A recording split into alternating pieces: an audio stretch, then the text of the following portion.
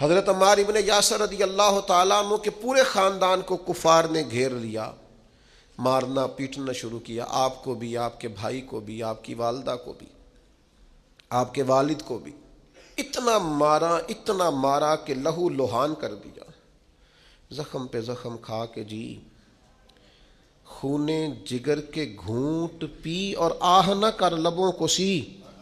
یہ عشق ہے، کوئی دل لگی نہیں، یہ آزمائش حسن ہے۔ اگر کسی کو راہ خدا میں آئے تو سیدنا عمار ابن یاسر کی والدہ کو اس طرح مارا کہ ان کی ایک ٹانگ ایک اونٹ کے ساتھ باندھ دی، دوسری کے ساتھ باندھ دی، اور پھر ان کو نیزے مارے حتیٰ کہ 2 حصوں میں کٹ گیا وجود، اور وہ باہمت خاتون درد سہتے سہتے اپنے رب کے حضور حاضر ہو گئی۔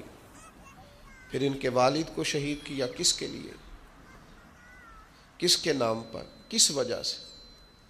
پھر ان کے بھائی کو شہید کیا۔ پھر جناب عمار ابن یاسر وہ سخت صدمے میں تھے، پھر ان کو مار رہے، پھر ان کو مجبور کیا کلمات کفر کہنے کے لیے، ان کے منہ سے نکل گئے، انہوں نے ایسے کلمات کہہ دیے جو معاذ اللہ کفریہ تھے۔ اب اتنا زد و کوف ہوا، تکلیف دی، بول دیا انہوں نے، لوگ دوڑے گئے نبی کریم کی بارگاہ میں، عمار تو معاذ اللہ کافر ہو گئے۔ بات بتانے والے نے تو بات بتا دی، پر جو جواب آیا وہ بڑا نرالا تھا کہ حضور اس نے کفر کیا ہے۔ محبوب فرمانے لگے خاموش ہو جا، عمار سر سے لے کر پاؤں تک ایمان ہی ایمان ہے۔ فرمایا ایمان تو اس کے خون کے اندر، اس کے وجود کے اندر، اس کے لہو کے اندر، جسم کے اندر سرایت کر گیا ہے ایمان، اور جس کے سینے میں، گوشت میں، لہو میں سرایت کر جائے وہ کیسے کافر ہو سکتا ہے؟ لیکن چونکہ انہوں نے مجبوراً یہ کہا تھا، پھر وہ خود دوڑے ہوئے آئے، عرض کی یا رسول اللہ پتہ نہیں کیا حال کر دیا کہ میرے منہ سے کلمات نکل گئے۔ محبوب فرمانے لگے تو کلمات کی چھوڑ، دل کی بتا،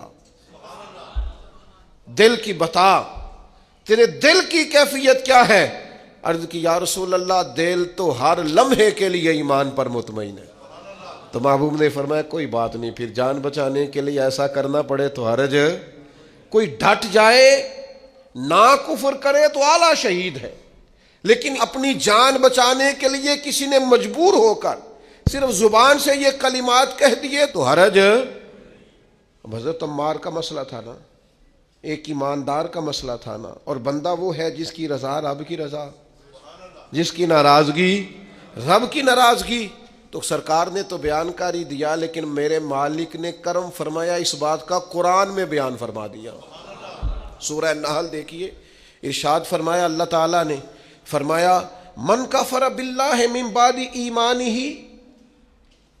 جو بھی اللہ کے ساتھ کفر کرے ایمان لانے کے بعد، الا من اکرہ، مگر وہ جو مجبور کیا جائے، وقلبہ مطمئن بالایمان، لیکن اس کا دل ایمان پر مطمئن ہو، مطمئن بالایمان، دل ایمان پر مطمئن ہو، لیکن مجبور کر دیا جائے اللہ کے ساتھ کفر کرنے پر، تو اس بندے پر کوئی حرج، ہاں حرج کس پر ہے؟ وَلَٰكِن مَّن شَرَحَ بِالْكُفْرِ صَدْرًا، جس کا سینہ اگر کفر کے لیے کھل گیا، مرتد ہو گیا اور جان بوجھ کر کفر کیا، تو فَعَلَيْهِمْ غَضَبٌ مِّنَ اللَّهِ، یہ لوگ اللہ کے غضب کے سزاوار ہیں۔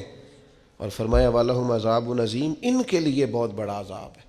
لیکن جو مجبور کیا جائے، معنی کیا ہے اس آیت کا؟ معنی کیا ہے؟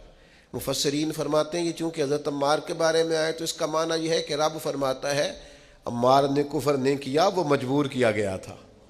اس کی گواہیاں اللہ کا قرآن بیان کرے۔ کیا وہ لوگ اس قابل نہیں ہیں کہ ان کے نام پر جان واری جائے؟